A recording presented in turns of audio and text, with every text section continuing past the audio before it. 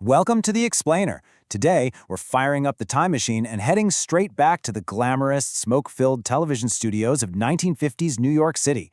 We're going to unravel a vintage TV mystery that is honestly just as fascinating as it is totally elusive. I am so glad you're here with us because we are diving into a piece of broadcast history that literally dared to break all the rules, only to completely vanish into the ether. We're talking about The Seeking Heart, a true pioneer of daytime television.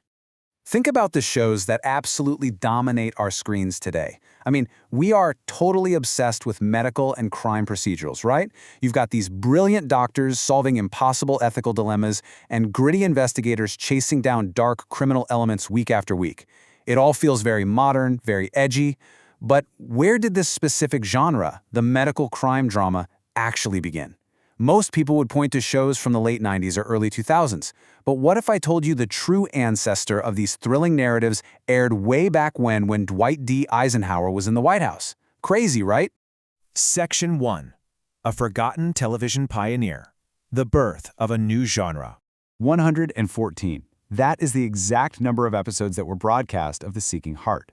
The show was sponsored by Procter & Gamble, the company that practically invented the soap opera. And it aired Monday through Friday from 1:15 to 1:30 p.m. Eastern Standard Time. Just picture it. Every single weekday afternoon, broadcasting live right out of New York City, the cast and crew delivered a 15-minute show to viewers all across the country. But here's the wild part. Despite that massive, monumental effort of live daily production, those 114 episodes have almost entirely vanished from history. Okay, let's dive into this next part. Section 2. The Medical Criminology Hybrid. Melodrama meets Murder. You have to understand, in 1954, audiences had very specific expectations. If you tuned into a daytime serial in the early 50s, you were basically guaranteed to get traditional romance-focused stories. They were safe, they were cozy, and they were all about domestic life. But The Seeking Heart? It was an experimental hybrid. It took your typical soap opera melodrama and smashed it together with dark medical crime and investigative themes. It tackled actual criminal investigations and tough ethical dilemmas. This was a massive, massive departure from the norm. I mean, it was literally melodrama meeting murder right in the middle of your afternoon. Let's explore the glamorous, studio-lit world of the main characters. Section 3. The Cast and Characters. The Faces of a Lost Era. We've got a really phenomenal central trio here. Leading the cast was actor Scott Forbes, playing Dr. John Warren Adam, our brilliant medical criminologist. And as a quick aside, Forbes actually later gained a ton of fame starring in The Adventures of Jim Bowie, and even worked as a playwright. Then we have Flora Campbell playing Dr. Robinson McKay, who was his professional assistant and close confidant. Campbell was a huge TV pioneer herself. She appeared in Faraway Hill, which a lot of people cite as one of the very first network TV soap operas. And rounding out the triangle is Dorothy Lovett playing Grace Adam, the doctor's wife. Lovett was a veteran of the Guiding Light radio drama, and she brilliantly anchored the domestic tension of the show. Her character was deeply, understandably frustrated by the immense strain and sheer danger her husband's career brought into their personal lives. So the crucial point here is that Dr. John Warren Adam was a true prototype for the modern television detective physician. Long before we had forensic pathologists starring in their own slick primetime shows, we had Dr. Adam. He wasn't just, curing colds, he was frequently consulted in intense criminal investigations. The whole narrative revolved around the extreme danger and the murky professional ethics of his unique position. It was complex, it was thrilling, and it constantly pushed his marriage to the absolute brink. Which brings us to the real tragedy of the format. Section 4. Live TV and Lost Media. Broadcasting into the void. Here is the heartbreaker. Videotape technology did not become the standard in television until 1956. That's 2 full years after The Seeking Heart aired. Because it was broadcast live, before cheap, reliable recording methods were widely used, the performances quite literally disappeared into the smoky studio air the very moment the commercial announcer, Donald Briggs, signed off.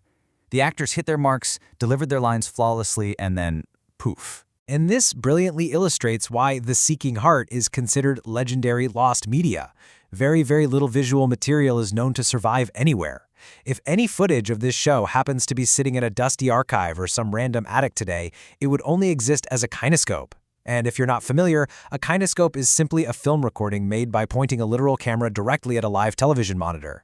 It's grainy, it's highly degraded, but right now it is absolutely the only hope television historians have of ever seeing Dr. Adam and his medical criminology cases in action again. So why didn't it last? Section 5. Why did it fail? Ahead of its time. The crazy irony here is that the very things that make The Seeking Heart sound so incredibly cool to us today are exactly what caused its downfall. Its darker, highly experimental themes just did not resonate with the traditional daytime audience of the mid-1950s. Think about it.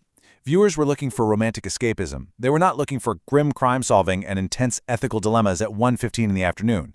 It struggled terribly to compete against lighter, well-established programming that offered comfort rather than, well, murder investigations. The timeline of the show really highlights just how briefly it burned bright. The series premiered on July 5, 1954. But by December 10th of that exact same year, it broadcast its final live episode. That is just 5 months. Procter & Gamble had a massive and growing investment in television, and they needed a hit. So the very next Monday, December 13th, CBS swiftly pulled the plug and replaced The Seeking Heart with The Road of Life, which was a much safer TV adaptation of a long-running, already successful radio soap opera. Just like that, the experiment was over. It leaves us with a truly fascinating question to ponder. Was 1954 simply too early for the modern medical procedural? The Seeking Heart tried to give audiences an intense, crime-solving physician decades before the rest of television caught up. It was this brilliant, dark, ambitious experiment that history unfortunately swallowed whole. But its DNA, well, that lives on in almost every procedural drama we absolutely love to binge-watch today. I really hope you enjoyed this deep dive into one of television's most fascinating forgotten pioneers. If you love uncovering these lost pieces of media history as much as I do, please go ahead and hit that like button, leave a comment below telling me what you think of Dr. Adam's Lost Adventures, and make absolutely sure to subscribe so you never miss another explainer. Thanks for hanging out with me, and I'll see you next time.